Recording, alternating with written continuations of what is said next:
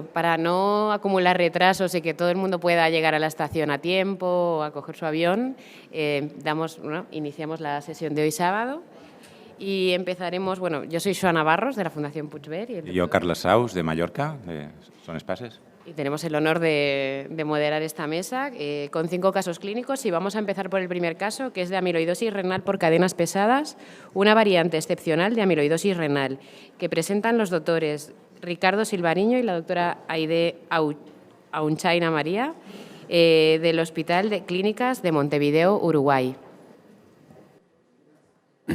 Buenos días y muchas gracias. Vamos a presentar un caso de amiloidosis por cadenas pesadas.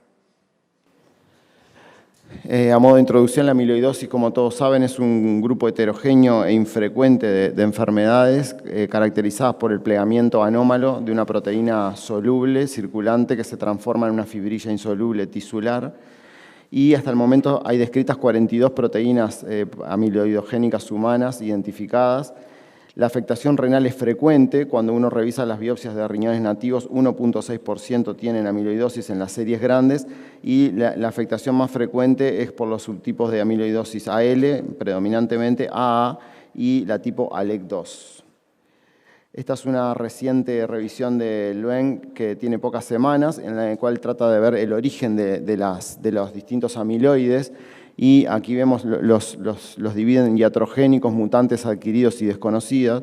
Y la amiloidosis por cadenas pesadas estaría aquí dentro de las adquiridas y es una variante realmente muy infrecuente. Yendo directamente a la amiloidosis por cadenas pesadas, solo destacar que, al igual que pasa con las cadenas ligeras, hay como 2 fenotipos renales vinculados a las cadenas pesadas. Un fenotipo que puede estar dado por la enfermedad por depósitos de cadenas pesadas, al igual que pasa por las cadenas ligeras, que es en realidad, desde el punto de vista histopatológico, se caracteriza por ser rojo Congo negativo. Hay pocos casos descritos, 50 casos, la mayor parte de los casos vinculados a cadenas gamma o cadenas alfa de las cadenas pesadas, y son pacientes con desórdenes asintomáticos, en general gamapatías monoclonales de significado renal, que se manifiestan como enfermedad por depósito de cadenas pesadas. Y el otro fenotipo es la amiloidosis renal por cadenas pesadas, que es muy infrecuente. Hasta el 2013 había 16 casos solo reportados, vinculados sobre todo a una serie de biopsias de la Clínica Mayo, que combinaba cadenas pesadas o mezcla de cadenas pesadas con cadenas ligeras en la amiloidosis. En la presentación, hasta 30% tenían aumento de la creatinina plasmática o proteinuria y 18% síndrome nefrótico. Mayoritariamente, en esos pocos casos, el compromiso estaba centrado en un solo órgano, 70% de las veces, y dentro de ellos, mayoritariamente, el riñón. Yendo directamente al caso, es una mujer de 55 años, sin antecedentes relevantes, sin ninguna historia de enfermedad sistémica, que es referida a nefrología por presentar una proteinuria aislada de 2.3 gramos decilitro, con una proteinuria en orina de 24 horas que era de 1.64, de los cuales casi el 90% era albúmina, un sedimento sin alteraciones, una función renal normal con una creatinemia de 0.87, con normoalbuminémica con 4.2, las serologías virales fueron todas negativas en ese momento, el panel de autoinmunidad ANA, DNA, ENA, factor reumatoide, ANCA, anti-CCP, PLA2R, crioglobulinas, fue todo negativo. En el proteinograma electroforético presentaba una banda de aspecto monoclonal con una concentración de 0,9 gramos decilitro en la zona de las gamaglobulinas, que por la inmunofijación correspondía a IgG de tipo lambda, y el ratio de cadenas ligeras kappa lambda era 1,22, era normal, y con esos valores fuimos a la biopsia renal. Bueno, buenos días. La biopsia renal, esta es una imagen panorámica, era una muestra renal cortical que presentaba 21 glomérulos. De estos 21 glomérulos había uno globalmente esclerosado y 7 glomérulos mostraban el aspecto de los que se encuentran en el círculo rojo.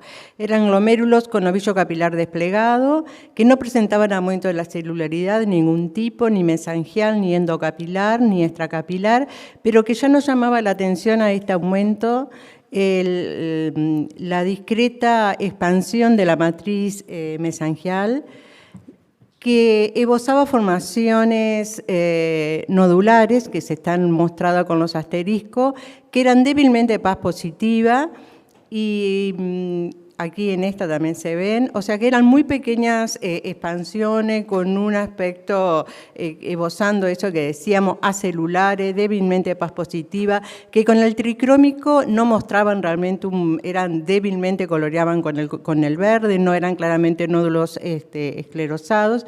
Entonces se resolvió hacer rojo Congo. Con el rojo Congo, como están viendo, había bajo luz polarizada, refrigencia verde manzana a nivel glomerular y también en el túbulo intersticio, a nivel de la pared de los túbulos, del intersticio vascular, se consiguió demostrar la positividad para rojo Congo. La inmunofluorescencia a nivel glomerular no tuvo depósitos, IgA, IgG, IgM, C1Q, fibrinógeno y cadenas livianas negativas. Sí tuvimos, se demostró esta positividad a nivel tubular de las paredes y algo en el intersticio tubular para cadena liviana lambda. Se decide hacer microscopía electrónica, el primer corte que veíamos era el ultrafino. Aquí en esta imagen es una imagen panorámica de lo que encontramos en la microscopía electrónica, que había una extensa obliteración de los procesos podocitarios, extensa no, focal, porque era del 60% de la superficie libre de las asas capilares, y a nivel mesangial, como observamos, claramente depósitos fibrilares, fibrillas delgadas dispuestas al azar, sin ninguna organización, que medían entre 6 y 8 nanómetros. Con esta histología y con la microscopía electrónica, sobre todo por la histología, por el rojo Congo positivo, que se llega al diagnóstico de estar en presencia de una amiloidosis renal. Se completó la valoración hematológica, tenía un hemograma normal, una calcemia que era normal, una tomografía de baja dosis de cuerpo entero que no tenía lesiones óseas sugestivas de plasmocitomas. Se hizo un proteinograma electroforético que tenía la banda que ya mencioné de 0,9 en la zona de las gamas, que era IgG lambda. El ratio kappa lambda en suero era 1,22 y en orina era 2,61. El aspirado medular mostró 5% de plasmocitos sin otras alteraciones citológicas. La biopsia de médula ósea mostraba una médula conservada sin ninguna otra alteración. No había depósitos que tiñeran rojo Congo en la biopsia de médula ósea y el citogenético fue totalmente normal. La valoración cardiovascular fue normal con el enzimograma cardíaco, el ecocardiograma con strain, no había nada que sugiriera amiloidosis cardíaca. Y para tratar de tipificar el amiloide fuimos a la espectrofotometría de masa, que en realidad fue a través de eso que se identificó el amiloide, claramente con un amiloide de cadenas pesadas aislado, no asociado a cadenas ligeras. Respecto al tratamiento, se planificó el tratamiento con ciclofosfamida, bortezomib y dexametasona de 3 a 6 ciclos. Hasta el momento viene cumpliendo 3 ciclos. Luego ya del primer ciclo la proteinuria descendió a 0,2 gramos día. Y para evaluar respuestas se planificó la medición seriada de la proteinuria y la cuantía de IgG lambda en el pico, en el proteinograma con la inmunofijación, y no presentó ninguna complicación. De la discusión, simplemente mencionar que es una amiloidosis muy excepcional. Hasta el 2013 el grupo de la Clínica Mayo había publicado estos 16 casos en los que combinaba amiloidosis por cadenas pesadas o combinación de amiloidosis por cadenas livianas. Destacar que cuando se comparó dentro de la misma cohorte de la Clínica Mayo con las amiloidosis AL, el compromiso era en la amiloidosis de cadenas pesadas. Cuando había cadenas pesadas era principalmente renal, con poco compromiso extrarrenal, en general con pocas células a nivel del aspirado medular y con un proteinograma que tenía algún pico monoclonal en el 80% de los casos. Y bueno, y la positividad para el amiloide, que era de 40, no llego a leer de acá, sigo para adelante. De la presentación nefrológica, solo destacar que prácticamente no había diferencia en la presentación clínica nefrológica entre las cadenas, cuando se presenta la amiloidosis por cadenas pesadas comparado con la amiloidosis por cadenas livianas, o sea que la presentación es exactamente igual. Y ahora la Clínica Mayo, más recientemente, publica, lo que hace es procesa 16.000 biopsias que tenían en el laboratorio, las pasa todos por la espectrometría de masa, e intenta ver qué dan todas esas biopsias, destacar que no eran biopsias solo renales, sino de muchos tejidos. Ahí dice, en realidad procesó todas las biopsias que tenían un rojo Congo positivo del 2008 al 2018, eran 16.000. De ellas, el 87% eran externas a la Clínica Mayo y el 13% de la Clínica Mayo, y en realidad 15.000 eran tisulares y este otro tanto era de aspirado de grasa. Solo destacar que de todas esas biopsias, en 367 pudieron encontrar amiloidosis a cadenas pesadas, y cuando quisieron discriminar qué cadena pesada era la que estaba comprometida, en esta frecuencia la más frecuente fue la mu, alfa, gamma y delta. Simplemente cuando fueron a ver los diferentes órganos que estaban afectados, la mayor parte de las amiloidosis a cadenas pesadas fueron renales, comparado con el resto de los órganos en los que se procesaron muestra en la Clínica Mayo. Y cuando se iba a ver el tipo de amiloide hallado, entre todas las biopsias renales que tuvieron amiloidosis, el 4.6% de esas 16.000 de la Clínica Mayo tuvieron cadenas pesadas, o aisladas o asociadas a cadenas ligeras. Y simplemente destacar cuando se ve el tropismo de los amiloides raros, porque ellos lo clasificaron como estos amiloides raros, los menos prevalentes, 22% de las amiloidosis a cadenas pesadas, o sea, el órgano que tuvo más tropismo por amiloidosis a cadenas pesadas fue el riñón. Y esto en realidad muestra las 22 amiloides que hallaron en esta gran cohorte, y las proteínas alteradas que le permitieron el hallazgo del amiloide en la espectrometría de masa. Y este es un algoritmo en realidad que sumé de dos trabajos de Len, uno hace como 10 años y este reciente. Lo sumé sin permiso del autor porque no pude solicitarlo, pero en realidad él lo que planteaba, ya que cuando se hace diagnóstico de amiloidosis por una muestra con un rojo Congo positivo, ir a la inmunofluorescencia. Si en la inmunofluorescencia tiene restricción de cadenas capa blanda, ya pensar en una amiloidosis AL o eventualmente una amiloidosis AL asociado a cadenas pesadas. Si no la tiene, ir a la inmunohistoquímica, y en la inmunohistoquímica hacer amiloide acérico, y si da positivo es una amiloidosis AA, o hacer el LEC2, y si da positivo es una amiloidosis ALEC2, y en caso de ser negativo sugiere ir a la espectrometría de masa como un algoritmo de diagnóstico, digamos, de los depósitos de amiloide. Y simplemente decir que el tratamiento y la respuesta en esta pequeña serie de la Clínica Mayo, la respuesta renal al tratamiento fue muy buena, 92% con buena respuesta, y esto es la sobrevida a los meses del diagnóstico. Fíjense que fue mucho más favorable en la amiloidosis a cadenas pesadas comparado con la amiloidosis a cadenas ligeras. Y simplemente para resumir lo de la discusión, es una entidad infrecuente, en general limitada al riñón. La espectrometría de masa previa a microdisección pareciera ser clave para el diagnóstico. El tratamiento no hay pautas específicas, sino que de alguna forma se toma prestado el tratamiento dirigido a la amiloidosis AL, y la evolución de esta muy pequeña cohorte en general fue buena respecto al tratamiento, con un pronóstico que fue muy bueno. Gracias. Muchas gracias.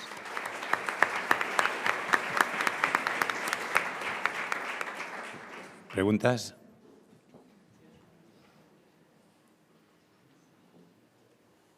Enhorabuena. Dos preguntas. ¿La leve positividad que tenías en túbulo era en túbulo proximal para cadena ligera lambda?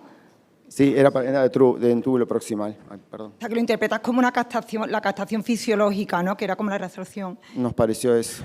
Y la segunda pregunta, ¿se plantea en este caso, aunque haya tenido una buena respuesta renal, el trasplante de progenitores? Bueno, se discutió, incluso hicimos la consulta a algunos colegas en la Clínica Mayo, y claro, la experiencia es muy escasa. Ellos sobre todo insistieron en hacer el tratamiento, incluso el tratamiento que han planificado en otras series han sido tratamientos cortos, limitados en el tiempo, y ellos dicen que con 3 o 4 ciclos ya han visto respuesta casi completa. Entonces el tratamiento de progenitores en principio no sería como la primera línea de tratamiento. Muy bien, muchas gracias. Es un caso precioso. Y ahora pasamos al siguiente. El siguiente es síndrome hemolítico urémico.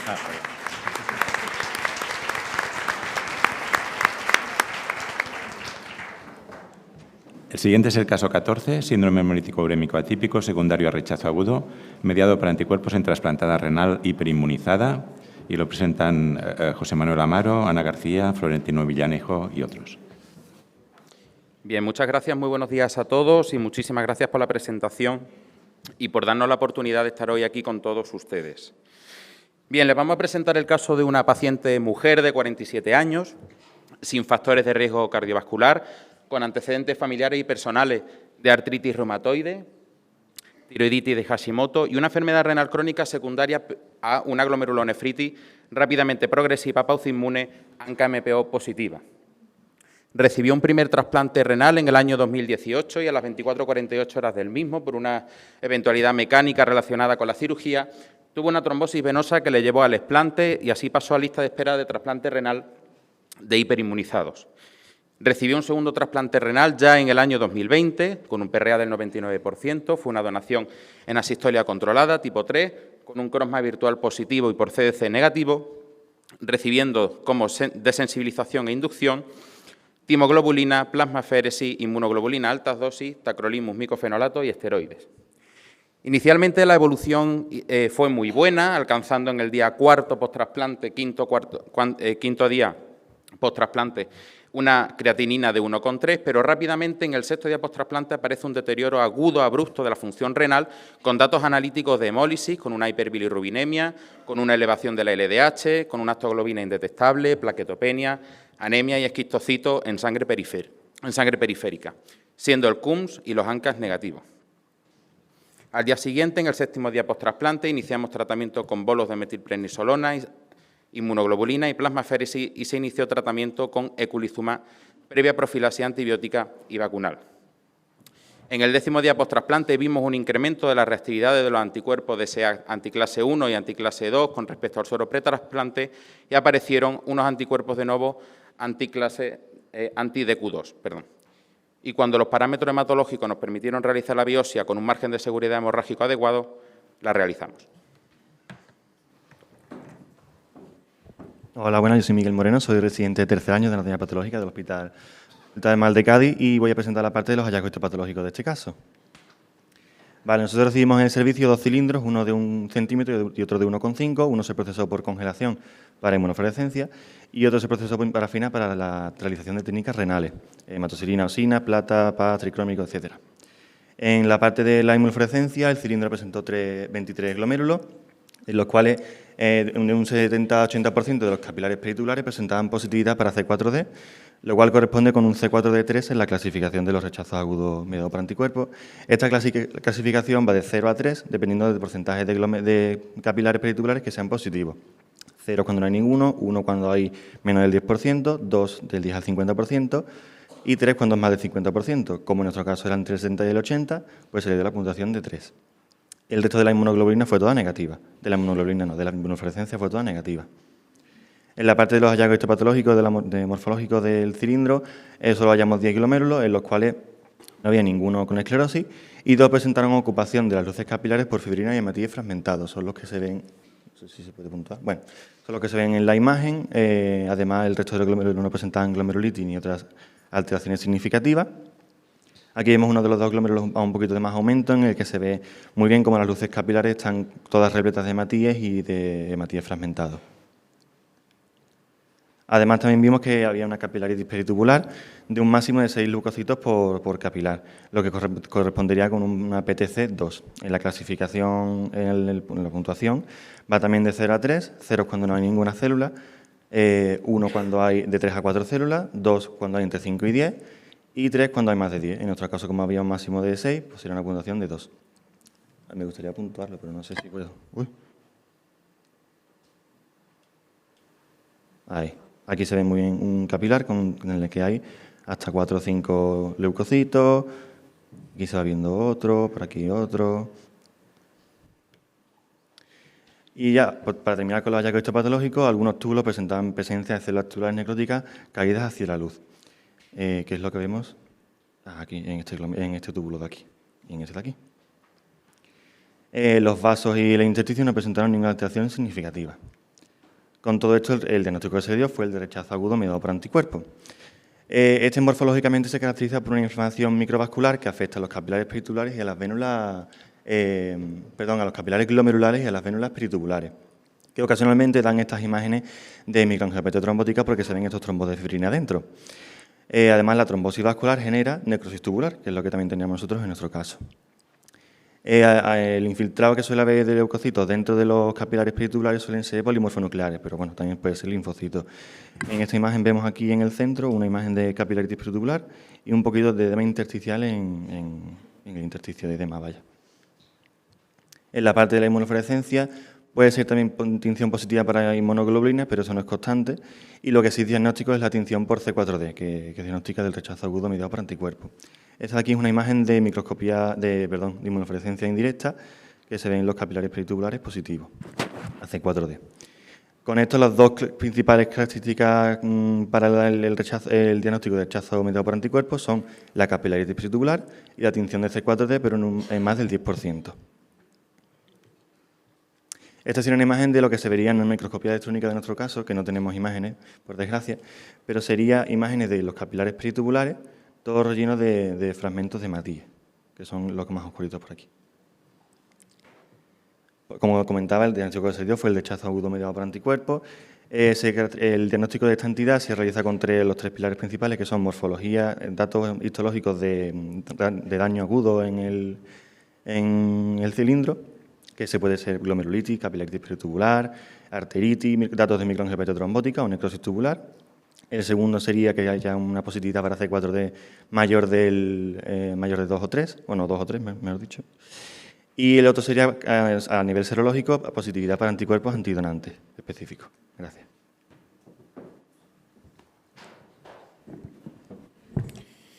Bien. Aquí les presento una gráfica para que entiendan cronológicamente la evolución de la función renal. Aquí pueden ver, como les comentaba al principio de la presentación, hubo una mejoría rápida de la función renal que se detuvo en torno al quinto o sexto día, donde apareció ese deterioro agudo de la función renal con los datos analíticos de anemia hemolítica microangiopática, no autoinmune. Iniciamos el día 7 el tratamiento con los glucocorticoides y con la primera dosis de eculizumab. Después nos encontramos los DSA de novo, el resultado de la biopsia informada, como nos ha dicho nuestro compañero, de rechazo agudo mediado por anticuerpos y datos de microangiopatía trombótica. Seguimos con las siguientes dosis de eculizumab. Aquí ya en torno al día 19-20 del post-trasplante inmediato ya habían negativizado los anticuerpos DSA de novo que habían aparecido y en torno al día 35, pocos días antes del alta, realizamos una nueva biopsia renal ya sin datos ni de rechazo agudo mediado por anticuerpos ni datos de microangiopatía trombótica. En cuanto al resultado del estudio genético, la paciente era portadora de polimorfismos de riesgo para el desarrollo de síndrome hemolítico urémico atípico en el gen CFHH3 en homocigosis y en el MCP en heterocigosis. Y curiosamente también se identificó una variante que parece probablemente o posiblemente relacionada, asociada a enfermedades autoinmunes. Y recuerden que al principio de la presentación les decía que la paciente tenía agregación familiar y personal de artritis reumatoide y tiroiditis de Hashimoto. Se decidió mantener el tratamiento con eculizumab y ante la extraordinaria respuesta al mismo y ya con el estudio genético en la mesa, se retiró en torno al año del post-trasplante. Actualmente la paciente se encuentra bien y con una función del injerto renal excelente con una creatinina de 1 miligramo de decilitro. Muy brevemente, como discusión y como unos puntos importantes a modo de conclusión, decirles que, como saben, el trasplante renal es el tratamiento de elección en la enfermedad renal crónica, que a lo largo de su evolución pueden ocurrir eventos que pongan en peligro la supervivencia del injerto, como es el rechazo agudo mediado por anticuerpos, siendo esta la principal causa de pérdida inmunológica de los injertos renales. Esta situación puede desencadenar un cuadro de microangiopatía trombótica, especialmente en pacientes genéticamente susceptibles de presentar un síndrome hemolítico urémico atípico. En estos casos, el manejo debe centrarse en resolver la causa de base, la causa desencadenante, junto al uso de eculizumab de forma precoz y limitada en el tiempo. El estudio genético de complemento será quien nos permita decidir la continuidad o cese del tratamiento con eculizumab. Sin embargo, la duración del tratamiento es controvertida y habría que individualizar. Y eculizumab nos permite prevenir y tratar el rechazo agudo humoral en pacientes sensibilizados, como es el caso que aquí nos ocupa. Muchas gracias.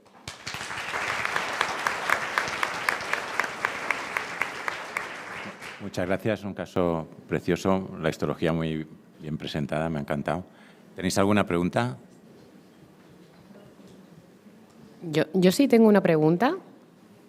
Aquí, en la mesa. Perdón, estaba mirando en el público. No, que si ahora se te volviese a presentar este caso, que os felicito porque está muy bien presentado, es verdad, ¿tú cuánto tiempo mantendrías el eculizumab?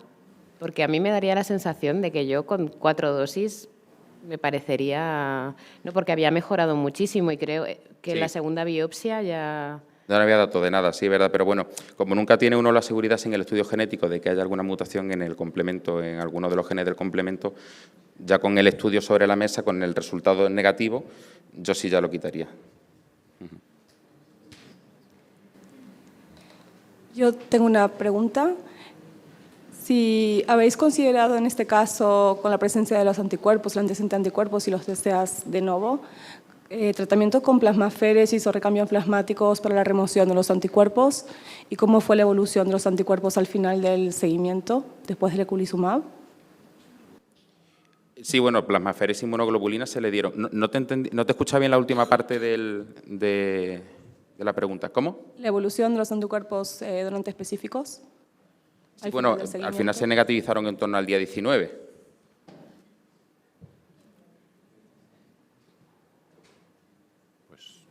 Bien, ¿no? Sí, yo creo que está muy bien. Ya podemos dar por finalizado el caso.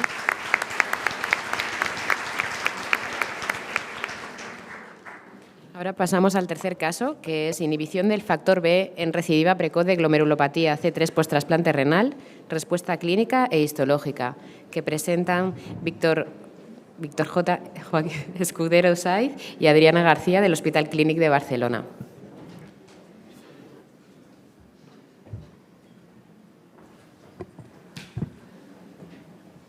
Vale. Bueno, buenos días a todos, gracias por la presentación. Yo soy Víctor y junto con Adriana os presentamos este caso. ¿Me oís? Sí, ¿no?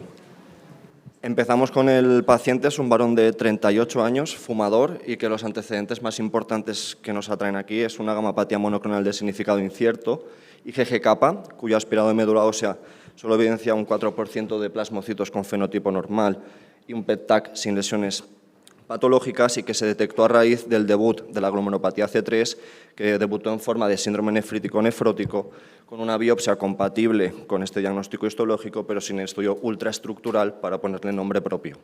En el estudio etiológico detectamos la presencia de un C3 nephritic factor y, así como en el estudio genético, una variante de significado incierto en el gen de la C3 y 2 deleciones heterocigotas en los genes de las proteínas relacionadas con el factor H3 y 1. El paciente inicialmente tuvo una respuesta parcial con el tratamiento estándar con antiproteinúrico con ARA2 y micofenatocorticoides, pero evidenció una recaída en forma de proteinuria nefrótica, aumentando el micofenolato, añadiendo ciclofosfamida y rituximab, pero iniciando diálisis 19 meses tras el debut. Pero en realidad nuestra historia comienza con la típica llamada de coordinación en la que nos ofrecen un riñón de 54 años o positivo de una señora que en el contexto de un atragantamiento presenta una parada evidenciada y recuperada con maniobras básicas y avanzadas, que tras 48 horas del ingreso en UCI evoluciona en forma asistolia controlada con una función renal que no presenta disfunción, ecografía correcta y una diuresis preservada.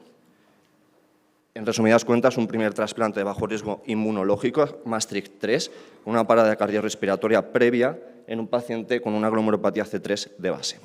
Os ponemos una gráfica con la evolución inicial. Se decidió una inmunosupresión de inducción con timoglobulina, tacrolimus, micofenato y corticoides por la enfermedad de base, y el paciente evolucionó en forma de DIEF con requerimientos de diálisis, ecografía en el día +1 correcta y un renograma, como vemos en la imagen, compatible con el patrón de NTA, 370 cuentas y sin fase excretora. Por este motivo, y dada la enfermedad de base, decidimos realizar una primera biopsia renal. Y aquí tenemos la imagen de la biopsia. La biopsia, comentar que era una biopsia adecuada para valoración, con más de 10 glomérulos, más de 2 arterias, y lo que llamaba la atención pues, eran justamente los glomérulos, ¿no? Con este aspecto de hipercelularidad endocapilar muy marcada, que era de predominio neutrofílico, como podéis ver. Los mesangios estaban relativamente bien conservados, y cuando nos fijábamos en las paredes capilares, como podéis observar en la imagen de la izquierda teñida con la plata, pues tenían este aspecto de disrupción, pero sin dobles contornos. Con esto, como estamos en el contexto de una biopsia de un injerto, pues tendríamos un G2 CG0 MM0. Por lo que cuenta por el túbulo intersticio, lo que evidenciábamos era la presencia de edema intersticial, con muy mínimos focos de infiltrado inflamatorio linfocitario que afectaban menos del 10% del parénquima y sin imágenes de tubulitis. La otra cosa que ya llama la atención pues, son estos túbulos proximales de aspecto dilatado, con pérdida del borde en cepillo, con epitelios muy aplanados, con pérdida de núcleos y que además presentaban imágenes de descamación de células necróticas, todo ello compatible con una necrosis tubular aguda. Bueno, ¿qué pasó con la inmunofluorescencia? Inmunofluorescencia lo que teníamos eran unos depósitos exclusivos de C3 de alta intensidad, 3/3, de localización capilar y mesangial. El resto de inmunoreactantes eran negativos, incluyendo las cadenas ligeras que se repitieron por técnica de proteasa y el C4 y el C4D. Con todo esto, nuestro diagnóstico fue de una recidiva de una glomerulopatía C3 con un patrón de lesión de proliferación endocapilar exudativo y una necrosis tubular aguda. Para poder subclasificar de qué tipo de glomerulopatía C3 se trataba, realizamos un estudio ultraestructural y en la microscopía electrónica pues vemos nuevamente este aspecto de capilares con hipercelularidad de predominio neutrofílico y la presencia de los depósitos que si comparamos el asa capilar situada en la parte superior marcada con la flecha verde versus la inferior marcada con las dos flechas rojas, vemos que hay estos depósitos intramembranosos, uno de ellos con un aspecto incluso de joroba, de localización un poco más subepitelial. Además, teníamos unos depósitos no muy bien definidos a nivel mesangial y con esto el diagnóstico definitivo fue de una glomerulonefritis C3. Vale, pues para hacer un resumen de todo lo que hemos dicho, la evolución de la primera semana que ya hemos comentado, añadimos que había una hipocomplementemia C3, los datos histológicos que nos acaba de presentar Adriana, con un C4D negativo y sin la presencia de DSAs, decidimos tratar con 3 bolos de corticoides, dosis única de rituximab y 5 sesiones de recambios plasmáticos, con una evolución a la siguiente semana, con persistencia de los requerimientos de hemodiálisis, una respuesta diurética inicial pero escasa y un renograma de control que ya aumentan las cuentas y el radiólogo nos informa de que ya aparece esta primera fase excretora con un C5b9 sérico normal y el C3 nephritic factor negativo. Por tanto, mantenemos la DIF con una recurrencia de la enfermedad de base en el injerto, con mejoría, al menos radiológica, de la NTA, decidimos realizar una segunda biopsia renal. Bueno, esta segunda biopsia nos situamos ya en la semana 4 post-trasplante y lo que vemos es que persiste la hipercelularidad endocapilar con una clara disminución en el número de neutrófilos y un incremento de células más de aspecto mononuclear. Adicionalmente a esto, vemos que las asas capilares tienen ya un aspecto engrosado, aunque sin evidencia de dobles contornos francos, como podemos ver en la imagen teñida con plata, y con el tricrómico podemos ver áreas de engrosamiento ya mesangial con una discreta hipercelularidad. En la inmunofluorescencia persistían los depósitos intensos con la misma localización para C3 y el resto de reactantes, incluyendo el C4D, fue negativo.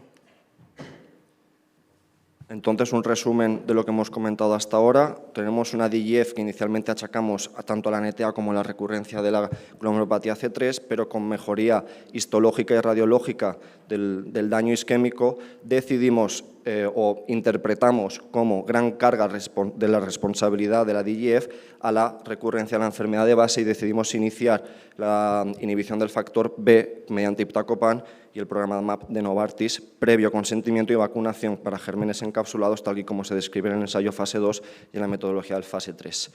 Por un poquito de discusión, se ha hablado mucho de la glomerulopatía C3 en estas jornadas, únicamente tenemos que recordar la disregulación de la vía alternativa en la fase fluida o sérica del complemento y junto con el ambiente glomerular y un diagnóstico esencialmente histológico. El tratamiento ya se ha comentado, antiproteinúricos e inmunosupresión inespecífica, tal y como ha demostrado este grupo de trabajo con micofenolato y corticoides, reservando el bloqueo de la vía terminal del complemento para aquellos casos con proliferación extracapilar o rápidamente progresiva. En cuanto a las nuevas moléculas, ya las describió ayer el doctor Caravaca, únicamente recordar los datos, los resultados del fase 2 con el iptacopan, tanto en brazo nativo como en riñones trasplantados, con esta desaparición o reducción en la rama trasplantada del depósito de C3. Y en cuanto al tratamiento en las recurrencias en el injerto, que es lo que nos atañe, Tenemos que recordar, se comentó ayer en la JKD que se presentó, la recurrencia es muy alta, entre el 60 y 80% dependiendo de la serie, pero con tasas de pérdida de más del 50%. Y en cuanto a esta recurrencia en el injerto, hay una revisión sistemática de González Suárez de los 122 casos publicados en la literatura, que las tasas de pérdida del injerto de aquellos tratados con eculizumab son inferiores a los rituximab, recambios plasmáticos, e incluso a las recurrencias subclínicas que por criterio facultativo no se trataron. Y respecto al eculizumab, la serie más significativa es la francesa del Equintrec, con esta ND26 que obtiene una respuesta del 46% repartida entre parcial y completa con el eculizumab, pero vieron que la efectividad se relacionaba, como hemos dicho, con los casos rápidamente progresivos o con proliferación extracapilar. No debemos olvidar que todavía estamos con este nivel de evidencia, no tenemos ensayos clínicos aleatorizados con un brazo control robusto para controlarlos y por ello, ¿por qué decidimos iptacopan? Porque no había proliferación extracapilar y porque fisiopatológicamente tiene sentido porque bloqueamos el responsable etiogénico de esta enfermedad. Os presentamos la evolución en las siguientes dos gráficas de la función renal de los niveles séricos de complemento y de la proteinuria. Las flechas naranjas son las biopsias, la azul es el inicio del iptacopan y a las 3 semanas vemos cómo la estabilización de la función renal, lo más importante, retirada de la diálisis y un ascenso hasta la normalización del complemento sérico con una más retrasada reducción de la proteinuria, ¿vale?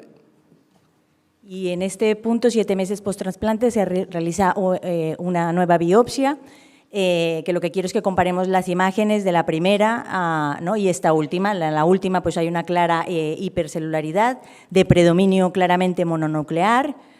Si pasamos a la siguiente, vemos que la localización también de estas células, a diferencia de la primera biopsia, que era predominantemente endocapilar, ahora la tenemos tanto en mesangio como en capilares, y finalmente pues tenemos la aparición de dobles contornos claros, es decir, un patrón mesangio-capilar completo, ¿no? A diferencia del endocapilar de la primera biopsia. Por lo que cuenta por el túbulo intersticio, había focos de fibrosis intersticial y atrofia tubular del 20% y teníamos una negativización en la inmunofluorescencia.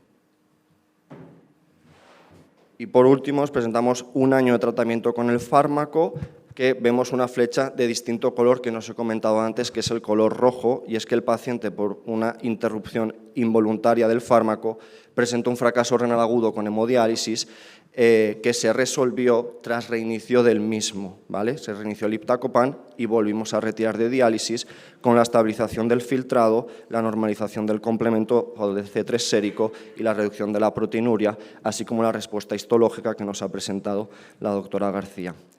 Por tanto, como conclusiones, nos gustaría destacar que es una enfermedad con alta tasa de recurrencia y de pérdida del injerto que no debemos olvidar y que debe marcar el seguimiento de nuestros pacientes, al menos en el post-trasplante cercano, que el eculizumab de momento está indicado en aquellas formas rápidamente progresivas con proliferación extracapilar, siendo el C5b9 sérico un posible marcador de respuesta, el potencial de tratamientos específicos de la vía alternativa que ahora se encuentran en desarrollo y que de momento el iptacopan ha puesto resultados prometedores y, según los resultados de nuestro caso, creemos que cuanto más temprano sea el inicio de esta inhibición, en concreto del factor B, la significancia de los resultados será más cercana y más buena para el paciente. Pero aún quedan preguntas por responder. Por ejemplo, ¿podremos utilizar este tipo de tratamientos en la inducción del trasplante renal en los pacientes que de base tengan glomerulopatía C3?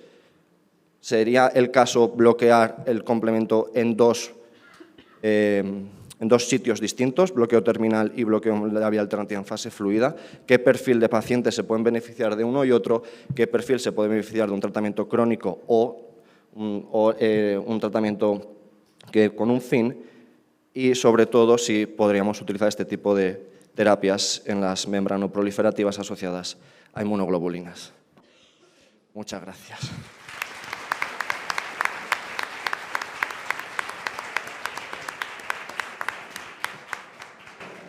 Espectacular el caso, espectacular la evolución, la verdad. Muchas felicidades y sobre todo felicidades al paciente. Y sí, creo que hay unas cuantas preguntas. Bueno, enhorabuena por el caso, Fernando Trujillo, del 12 de octubre. Mi duda es, ¿cuál creéis que es la patología de base de este enfermo? O sea, ¿es una C3 de base genética o es una C3 de base autoinmune? Y si tenéis control de nephritic factor en el post-trasplante. Gracias. Sí, la verdad es que hay bastantes explicaciones para este caso, ¿no? Está la gamapatía monoclonal por ahí, pero que no tiene datos de patogenicidad, o al menos no hematológicos. Y estaba el C3 nephritic factor de inicio, que se achacó inicialmente como el principal responsable, pero de base, genéticamente, este paciente es probablemente susceptible al desarrollo de la enfermedad. Es un compendio. Y en cuanto al C3 nephritic factor, sí que en el post-trasplante precoz se solicitó una nueva determinación que fue negativa y nunca ha vuelto a aparecer, probablemente por toda la carga inmunosupresora que ha recibido este paciente ya de base y con el trasplante. Bueno, enhorabuena, es un caso espectacular y además redondo, ¿no? Y lo que más me ha impresionado es la biopsia a los 2 días del trasplante, ¿no? Que ya tenía, la primera biopsia es a los 2 días. A la semana, esa es la semana. A la semana, bueno, creía que, pero que es impresionante ver esos depósitos y ahí esa proliferación tremendo, ¿no? Entonces, bueno, nosotros ya veis que lo del micofenolato lo hemos publicado Glossen, ¿no? Pero estos casos de recidiva de la C3 en trasplante renal cubierto con micofenolato ilustra de las limitaciones de este tratamiento, sobre todo en estos casos agresivos, ¿no? Y además en estos, como insinuabais, ¿no? Que al igual que hacemos en el SUA, que ponemos tratamiento profiláctico preventivo con eculizumab, igual hay que poner tratamiento preventivo con bloqueantes más arriba, ¿verdad? Como el iptacopan, pegcetacoplan, etc. Yo no creo que el doble bloqueo no creo que tenga mucho sentido, porque si bloqueamos arriba C3, ¿no? Ya estamos previniendo la formación de complejo terminal, ¿no? Y de hecho estos fármacos, pegcetacoplan, iptacopan, ya han demostrado que son incluso mejores que eculizumab en la hemoglobina paroxística nocturna, y vamos a ver qué pasa con el síndrome hemolítico urémico, ¿no? Pero vamos, es un caso realmente espectacular. Y de todas maneras, ¿cuántos años tenía el enfermo? Al debut, 33. 33, y tiene una gamapatía monoclonal repetidamente demostrada, ¿no? Es que puede ser la base patogénica. Siempre se pone en los algoritmos, hay que buscar una gamapatía monoclonal en pacientes de más de 50 años. Pero hay gente joven que tiene gamapatías monoclonales y puede ser lo que esté causando la disregulación de la vía alterna. ¿Por qué no? ¿Por qué no? Entonces, bueno, es un tema, pero ya sabéis que el tratamiento del clon ha demostrado su eficacia también en las recidivas. Ayer presentaron un caso, ¿no? Que es la otra alternativa, o dejarle indefinidamente con iptacopan o investigar el papel que puede estar jugando la gamapatía monoclonal, ¿no? Muy enhorabuena. Gracias. Vale, 2 preguntas más, ¿no? Bueno, espectacular el caso. A mí creo que es una reflexión porque por la recidiva tan precoz que tiene, y quizás aquí también se ha visto exacerbada el fracaso renal agudo por la isquemia que sufre el injerto en las primeras. Entonces, por eso quizás también por la necrosis tubular ha ayudado al diagnóstico. Entonces, yo creo que es importante para los hospitales que no hacen biopsia de protocolo, que en algunas ciertas hepatologías puedan prevenir una aparición tan precoz. Y luego, lo segundo, me llama la atención que a pesar de que tiene algo de actividad inflamatoria glomerular, en la última biopsia el C3 sea negativo, a pesar de que ya va bajando. Entonces, yo creo que en estos casos donde el C3 es negativo, el C3D ayuda porque es más estable en el tejido y probablemente haya algo de depósito que queda en forma de C3D y que luego desaparece si continúa el tratamiento. Pero es precioso el caso. Muchas gracias. Gracias. Última pregunta, doctor Quintana. No, más que una pregunta, un comentario, porque yo creo que ha sido muy interesante lo que ha comentado el doctor Praga, la severidad de este caso, ¿no? Lo de la primera biopsia a nosotros también nos alarmó muchísimo esos cambios y además de las dudas que pueda generar el uso del tratamiento o el tratamiento también de la gamapatía, hay que pensar que es un paciente muy joven que ya tenía una carga inmunosupresora muy importante pretrasplante y entonces nos definimos por el iptacopan. Cosas que a mí me parecen interesantes explorar en el futuro, el tema del tamaño molecular del tratamiento que damos para bloquear el complemento. A mí me sorprende muchísimo el episodio el accidente que tuvimos, de que el paciente suspendió el tratamiento y recayó, y más me sorprendió cómo respondió al reinicio del tratamiento, un fármaco que se da por vía oral y que igual por su tamaño molecular llega muy bien al tejido y es una cosa que yo creo que se tiene que explorar en el futuro. Y respecto a lo de la gamapatía monoclonal, sí, completamente de acuerdo. El tema es que la evidencia es muy pobre y de momento si vemos las guías lo que nos dicen es individualizar tratamiento y en función del caso, pero habrá que seguirlo porque realmente es una gamapatía monoclonal, como dice Manolo, que apareció muy tempranamente y esto ya veremos a dónde acaba. Claro. Gracias. Muchísimas gracias. Gracias. Muchas gracias. No sé si...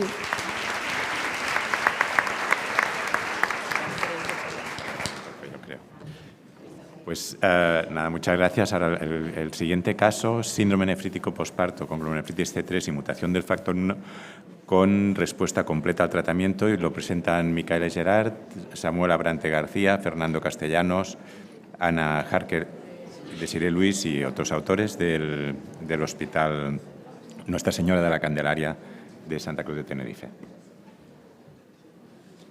Buenos días, mi nombre es Micaela Gerard y con mi compañera Victoria Castro del Servicio de Anatomía Patológica de nuestro hospital le vamos a presentar el siguiente caso denominado síndrome nefrítico posparto con glomerulopatía C3 y mutación del factor I con respuesta completa al tratamiento. Se trata de una mujer de 33 años de edad, oriunda del Hierro, que no tiene antecedentes personales de interés, que tiene antecedentes obstétricos de 3 gestaciones, un aborto, un parto autóxico y una cesárea urgente por bradicardia fetal, razón por la cual el cuarto día postoperatorio de esa cesárea presenta en el Hierro un cuadro de hipertensión con proteinuria y fracaso renal agudo no ligúrico con creatinina pico de 3,8 miligramos decilitro. Razón por la cual es derivada a nuestro centro en Tenerife y es valorada en el servicio de urgencias con mejor control tensional, edema de miembros inferiores y sin el resto de exploración anodina.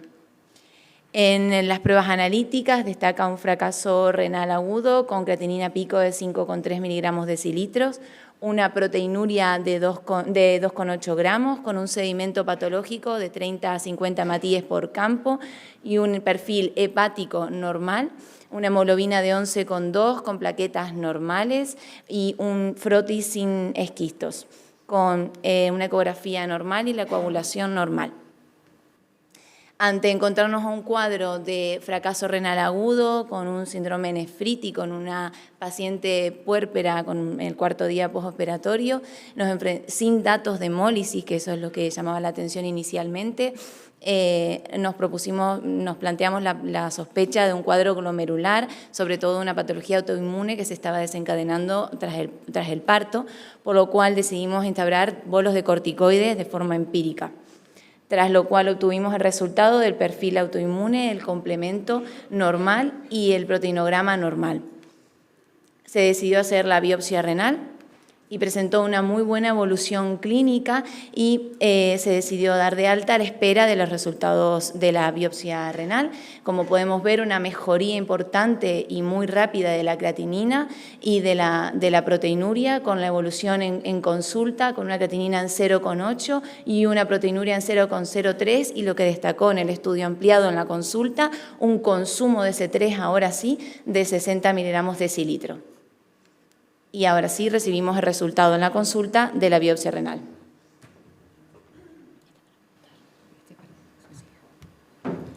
Bueno, recibimos 3 cilindros, uno lo destinamos a inmunofluorescencia y a microscopía electrónica y estos son los otros 2 cilindros. Eran bastante buenos, con 20 glomérulos, ninguno de ellos esclerosado. Esta es una representación de los glomérulos de la muestra, que eran todos prácticamente iguales. Desde el punto de vista de la hematocilina y eosina prácticamente no presentaban alteraciones. Con las técnicas de PAS prácticamente tampoco, solo de forma ocasional había pequeño incremento de celularidad mesangial, que no era muy llamativo. Y con las técnicas de plata también eran glomérulos normales, sin dobles contornos, sin spikes, sin ningún tipo de lesiones. En cuanto al componente túbulo intersticial, nosotros no encontramos daño tubular agudo, ni focos de atrofia tubular, ni infiltrado inflamatorio, ni fibrosis. Las estructuras vasculares eran completamente normales. En el estudio de inmunofluorescencia directa, sin embargo, encontramos un intenso depósito global y difuso de C3 con patrón mesangial, siendo las inmunoglobulinas y las cadenas kappa y lambda completamente negativas. Ante esto hicimos un diagnóstico de glomerulopatía de patrón mesangial con depósito dominante de C3 compatible con una glomerulopatía C3.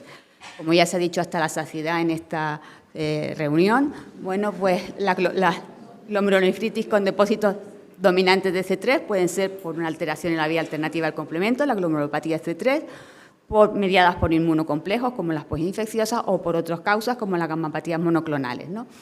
La señora no tenía ninguna gamapatía monoclonal, no tenía ninguna clínica infecciosa ni ningún antecedente infeccioso, pues nos quedamos con la glomerulopatía C3. Y el diagnóstico diferencial se hace fundamentalmente por microscopía electrónica.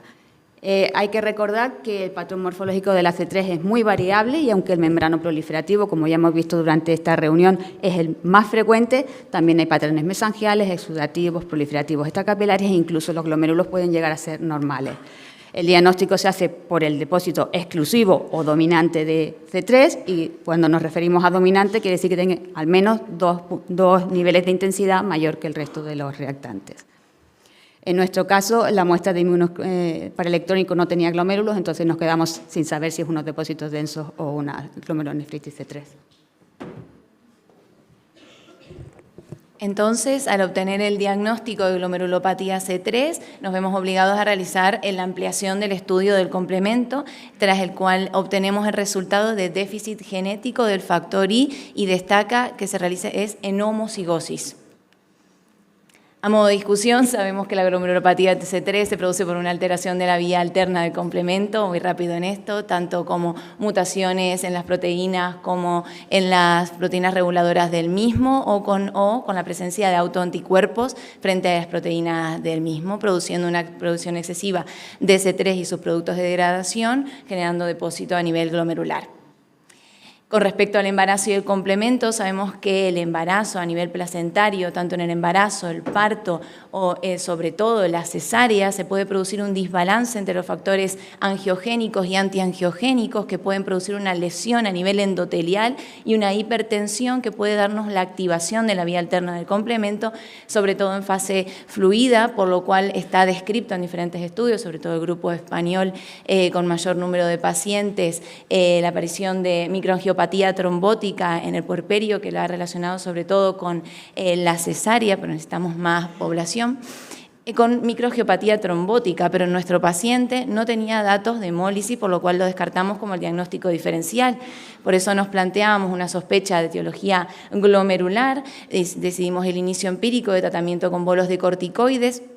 Se realiza la biopsia, obtenemos el resultado de glomerulopatía C3, ampliamos el estudio del complemento y encontramos esta variante genética en homocigosis del gen del factor I. Las alteraciones genéticas se presentan en torno al 25% de las glomerulopatías C3, pero es realmente infrecuente la aparición de la alteración del factor I de un 3 al 5%, pero sobre todo es más infrecuente la aparición de esta alteración genética en homocigosis, ya que está descrita en muy pocos casos en la literatura.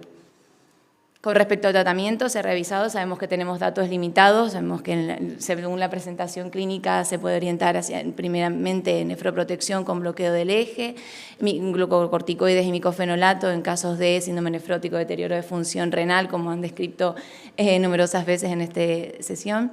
Y en el caso de rápidamente progresivo, se ha propuesto en series de casos eculizumab en diferentes estudios y los nuevos ensayos clínicos que están con resultados muy prometedores, como nos comentó Fernando Caravaca el día de ayer. Lo que destaca en nuestro caso es que la paciente ha presentado una respuesta rápida y completa a glucocorticoides, sobre todo porque cuando la vimos en la consulta y ya tuvimos el resultado de la biopsia y posteriormente del factor genético, la paciente ya había presentado muy buena evolución clínica de la tensión arterial, de la creatinina, y de la proteinuria, por lo cual siempre uno se plantea ampliar este tratamiento, pero ante esta buena evolución permaneció con corticoides en descenso hasta suspensión y se ha mantenido con esta función estable y sí con el consumo del complemento en torno a 60 hasta el día de la fecha. Como conclusión, presentamos un caso clínico en el que destaca el diagnóstico anatomopatológico de glomerulopatía sin la sospecha clínica inicial de la enfermedad.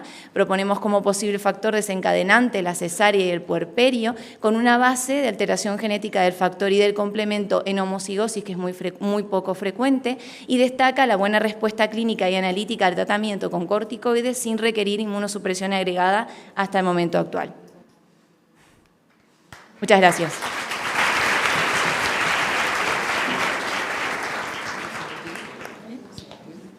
Interesante el caso, sí, creo que hay unas cuantas preguntas. Muy interesante. Es una chica joven y se quiere volver a quedar embarazada. ¿Qué hacemos? Pues le dijimos literalmente que no puede volver a quedarse embarazada. Literalmente. No lo sé. ¿Qué tal? Yo quería preguntar si ha persistido con microhematuria, a pesar, quiero decir, parece que ha hecho una remisión al menos completa, pero si persiste microhematuria, ¿no? Y luego, por otra parte, quería hacer una pregunta, bueno, es una pregunta abierta a los patólogos también. Se ha descrito recientemente lo de la tinción con ApoE para los pacientes con enfermedad por depósitos densos. ¿Cómo de factible es hacerlo, de implementarlo en la práctica clínica para aquellos pacientes que no se dispone de electrónico? Con respecto a la microhematuria, remitido totalmente, el seguimiento es totalmente normal. Y respecto a... Nosotros no tenemos ninguna posibilidad en nuestro hospital de hacerlo. Pero, o sea, ¿existen ya kits comercializados? O sea, ¿cómo de fácil puede ser eso? No sé si, Fran, tú tienes... Yo personalmente lo desconozco. Fran, ¿tú lo sabes? Porque puede ser muy interesante incluso pues, como estudio de validación de estos resultados, ¿no? Es una inmunistoquímica, exactamente igual que la amiloidea. Lo que pasa es que hay muy pocos laboratorios que lo tengan y se evalúa exactamente igual cómo se puede valorar una amiloide, al igual que existe otros apolipoproteínas. ¿Y sabes de alguien que lo tenga? Yo no, los de la Mayo. Pero vamos, se puede buscar a ver qué laboratorio lo tiene. Bueno, habrá que ir cambiando esto de que la C3 es una enfermedad ultra rara, ¿no? Habrá que decir, bueno, es una enfermedad no muy frecuente o algo así, ¿no? Pero a mí lo que me llama la atención es la recuperación de función renal tan rápida con esa histología, porque en la C3 las formas agresivas tienen o proliferación extracapilar o tienen una microangiopatía trombótica, ¿no? Entonces, bueno, y después ahora la tenéis sin nada. Sin nada. Sin nada.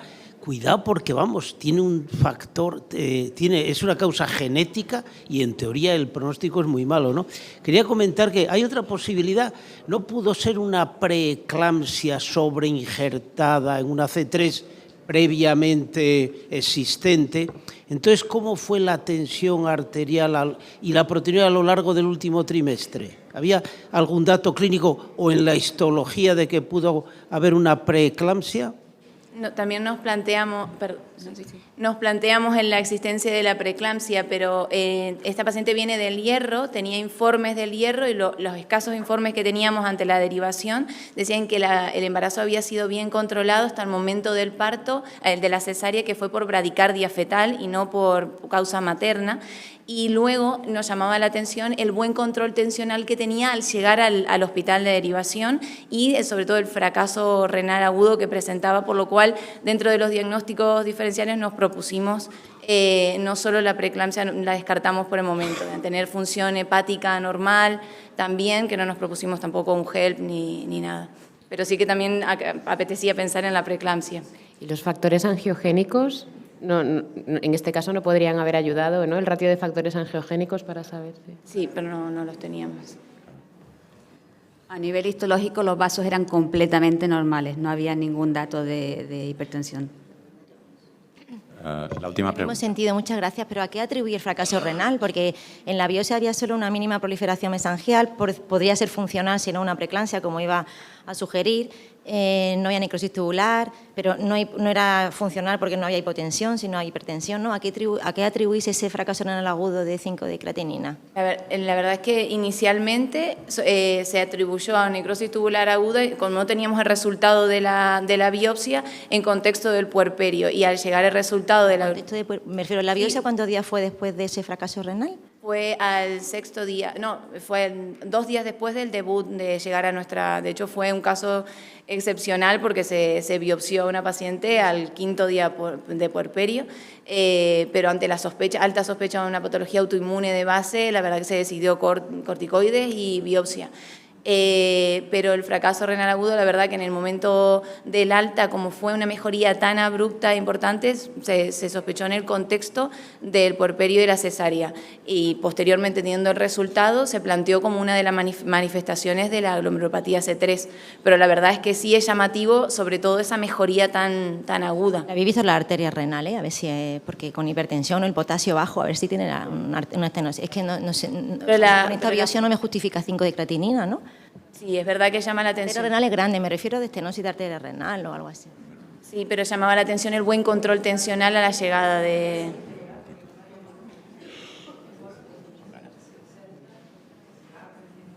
Última pregunta. Sí. Hola, buenos días, enhorabuena por el caso.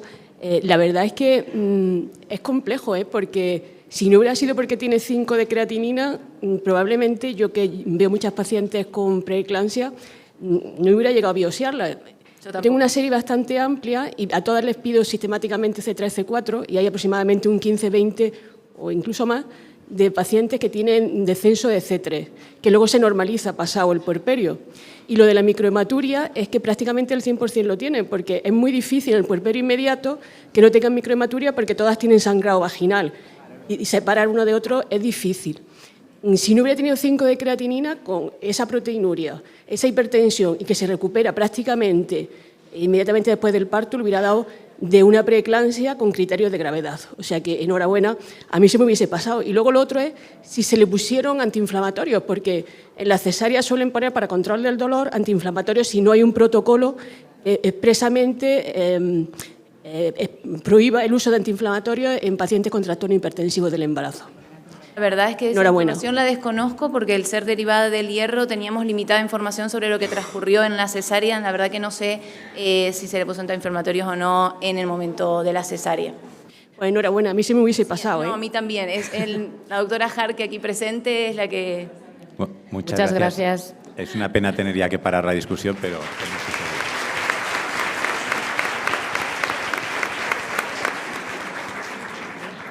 El siguiente y último caso es glomerulosclerosis focal y segmentaria asociada a síndrome de Melas, que presenta Carolina Isabel Movilla Echeverri y Rocío Cabrera, que son del Servicio de Nefrología y Anatomía Patológica del Hospital Universitario Virgen del Rocío de Sevilla. Buenos días, mi nombre es Carolina Movilla, residente del Servicio de Nefrología del Virgen del Rocío, y junto con mi compañera Ana Pérez del Servicio de Anatomía Patológica presentaremos el siguiente caso. O al menos era lo que inicialmente pensábamos, ya que a lo largo del caso veremos qué es lo que está escondiendo la focal. Se trata de una mujer de 29 años sin antecedentes familiares ni personales de interés, la cual es derivada a nuestras consultas por una proteinuria de 3,5 gramos sin edemas, con albúmina de 2,8 y una creatinina de 0,8. Se le solicita todo el estudio, sin embargo, la paciente pierde seguimiento en contexto de la pandemia COVID-19 y cuando regresa a nuestras consultas nos comenta que ha tenido episodios de pérdida de agudeza visual y miodesopsias que la motivaron a consultar a oftalmología, donde se observó en el fondo de ojo un edema macular bilateral, por lo que le iniciaron bolos de metilprednisolona y posteriormente prednisona a 1 mg/kg día, no siendo posible bajar la dosis de estas por brotes de pérdida de agudeza visual recurrentes. Dentro del estudio que nosotros realizamos, un deterioro de función renal con creatinina de 1,2, con hipoalbuminemia de 2,9, resto de analítica sanguínea negativo, incluyendo autoinmunidad y complemento, una proteinuria de 3,8 gramos y una ecografía renal normal. En las consultas de oftalmología podemos observar en la retinografía edema macular bilateral, siendo más evidente y peor en el ojo izquierdo, junto con la tomografía de coherencia óptica las drusas y además depósitos en el epitelio pigmentario de la retina. Y también podemos observar las mismas lesiones en la autofluorescencia, de las cuales las lesiones blancas que vemos aquí son las drusas y los depósitos en el epitelio pigmentario de la retina, y lo negro sería el edema macular. Por parte de oftalmología y medicina interna, por el tema de los brotes de pérdida de agudeza visual como mecanismo ahorrador de corticoides, se inicia tacrolimus, la cual se deben mantener niveles altos, ya que la paciente, cuando presenta niveles bajos de tacrolimus, reinciden con los brotes de pérdida de agudeza visual. Y por nosotros se solicitó estudio genético, el cual fue negativo para Alport, Fabry y otras causas genéticas de síndrome nefrótico, por lo que realizamos la siguiente biopsia renal. Bueno, nosotros recibimos en el servicio varios cilindros que se procesaron para inmunofluorescencia, microscopía óptica y microscopía electrónica. El estudio de inmunofluorescencia no reveló depósitos ni de IgA, ni de IgG, ni fibrinógeno, kappa, lambda, ni C1q, pero sí vimos depósitos de C3 y trazas de IgM en focos, en áreas que se interpretaron como áreas de hialinosis y de lesiones segmentarias. Aquí tenemos una panorámica del cilindro que se procesó y se estudió para microscopía óptica, donde vemos que está compuesto por una parte de corteza y una parte de médula. A mayor aumento vemos que existe una arquitectura general que se encuentra preservada. Se identificaron hasta 25 glomérulos, 4 de ellos globalmente esclerosados, con un total de 16% de glomerulosclerosis global. Al examen visual pues, de los glomérulos no presentaban alteraciones glomerulares específicas, con una apariencia global preservada. No obstante, bueno, se vieron algunos glomérulos con una disminución, retraídos y con una congestión vascular.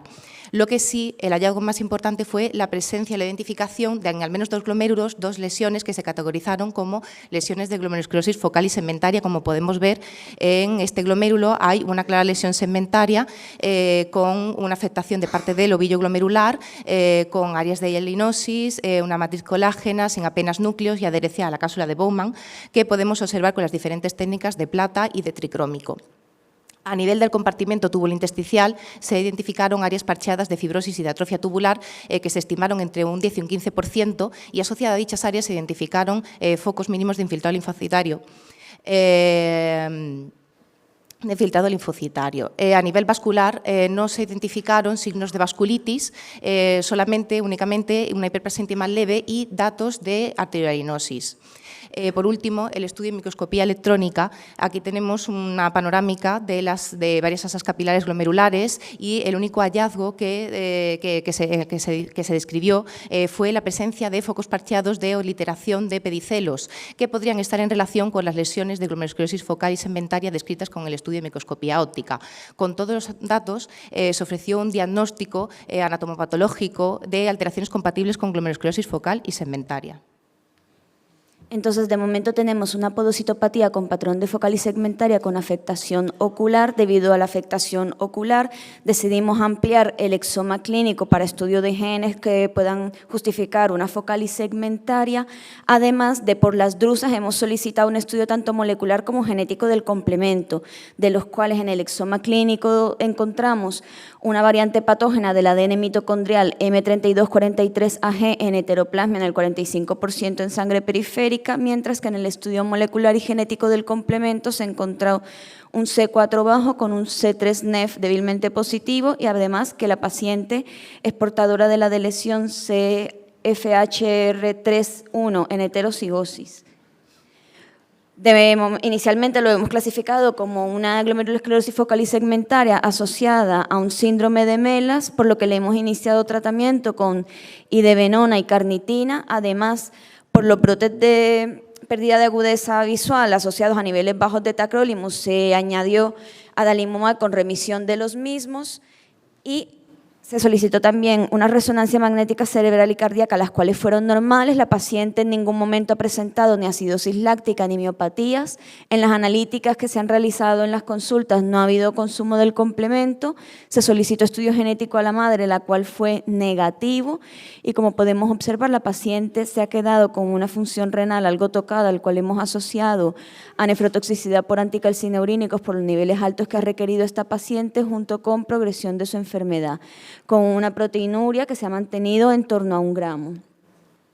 Sin embargo, por la respuesta a la inmunosupresión y toda esta clínica típica, nosotros mismos hemos cuestionado y dudado acerca del diagnóstico de esta paciente, siendo este un caso abierto, que es lo que inicialmente nos hizo pensar en un síndrome de Melas, un estudio genético compatible, la clínica ocular y renal y además la heteroplasmia. Simplemente para recordar, cada mitocondria tiene varias copias de ADN mitocondrial, pudiendo coexistir copias mutadas junto con copias normales, y esto es lo que define la heteroplasmia.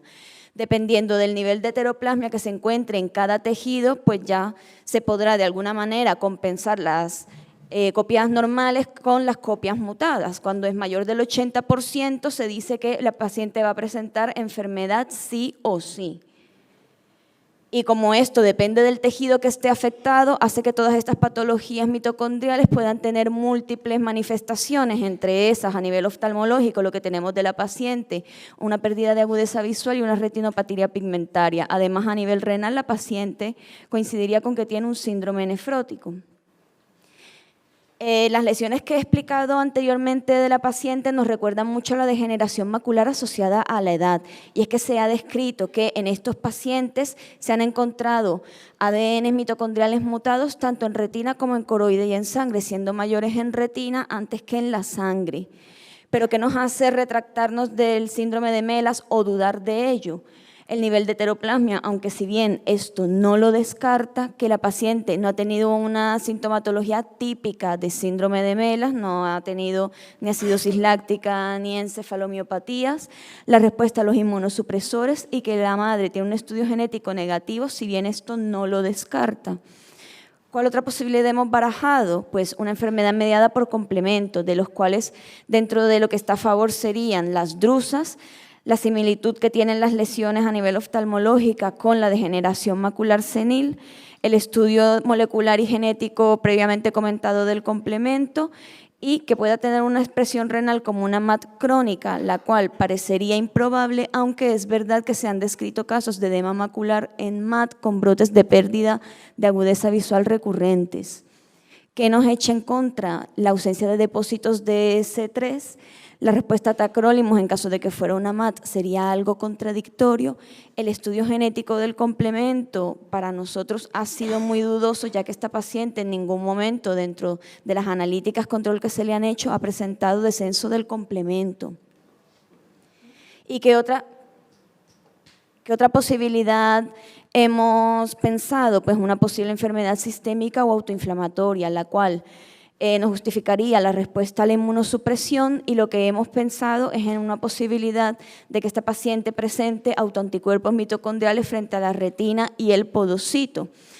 Simplemente para comentar un poco, en la degeneración macular asociada a la edad se han descrito que estos pacientes presentan niveles altos de anticuerpos mitocondriales, de los cuales quiero destacar la anexina en sus diferentes isoformas, ya que como se describió en la charla que tuvimos ayer de focalis segmentaria, además de los anticuerpos antinefrina que han revolucionado todo esto de la focalis segmentaria y que ya sabemos que hay un trasfondo autoinmune, también se encuentran los anexina. Este es un estudio que se hizo en población pediátrica de 600 pacientes con síndrome nefrótico, de los cuales 106 presentaron estos anticuerpos. Se biopsiaron 60 y se encontraron depósitos de anexina A2 e IgG y nefrina. ¿Qué tenemos pendiente para poder definir un poco este caso? Pues tenemos pendiente la determinación en heteroplasmia, tanto en tejido renal y orina, la cual la tenemos en búsqueda, la determinación de heteroplasmia en madre, preferiblemente también en orina, o hacer una biopsia muscular, y repetir el estudio del complemento. Todo eso que les he contado nos ha llevado a nosotros de conclusiones que la clínica y la respuesta al tratamiento nos deberían de guiar al diagnóstico, la correcta interpretación del estudio genético del contexto clínico y todo lo que un patrón focal puede esconder desde patología genética, autoinflamatoria y tumor, entre otros. Muchas gracias.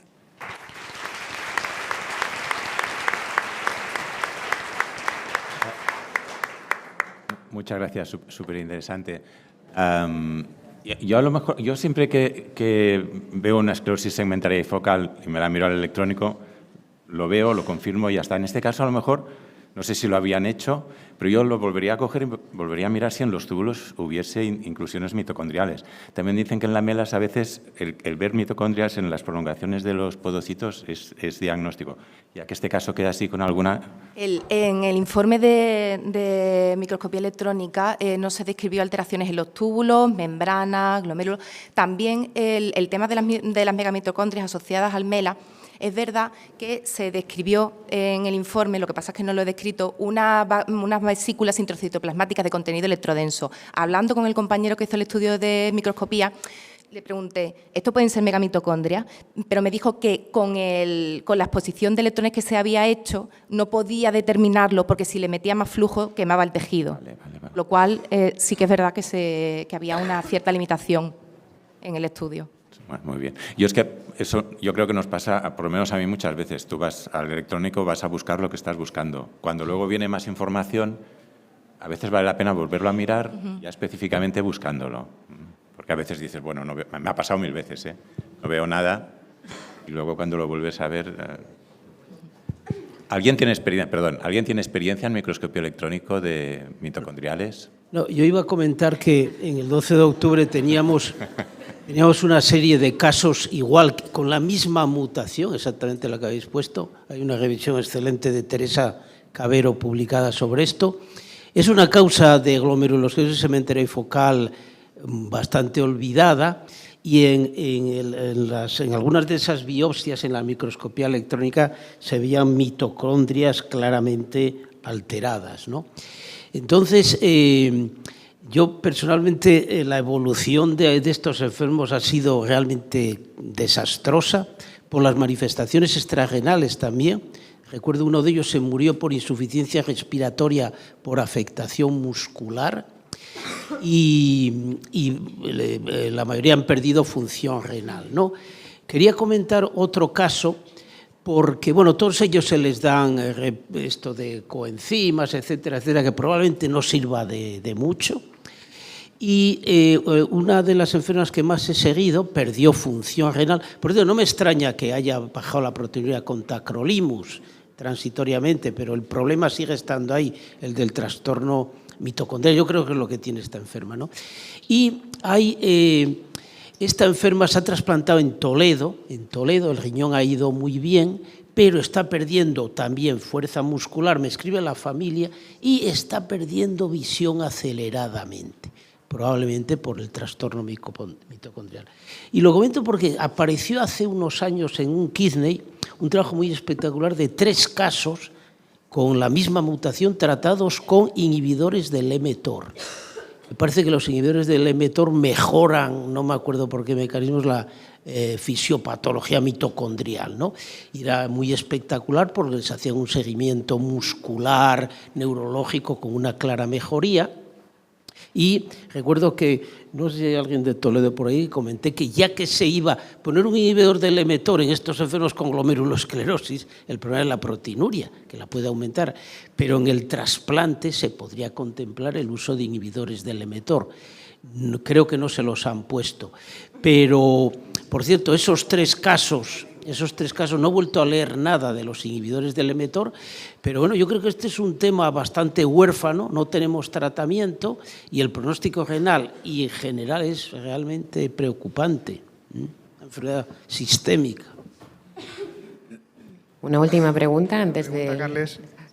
Solo por la pregunta, nosotros tenemos algunos síndromes de Melas, de hecho un caso que presentamos en la Glossen del año pasado, donde buscamos activamente las alteraciones mitocondriales, era muy difícil.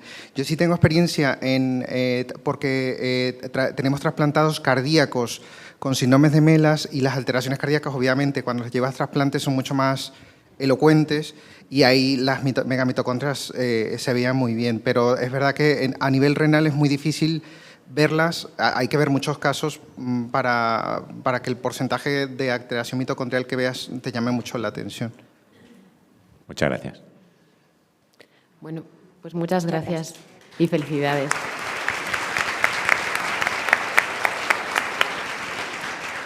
Ahora un pequeño descanso hasta las 11 menos cuarto.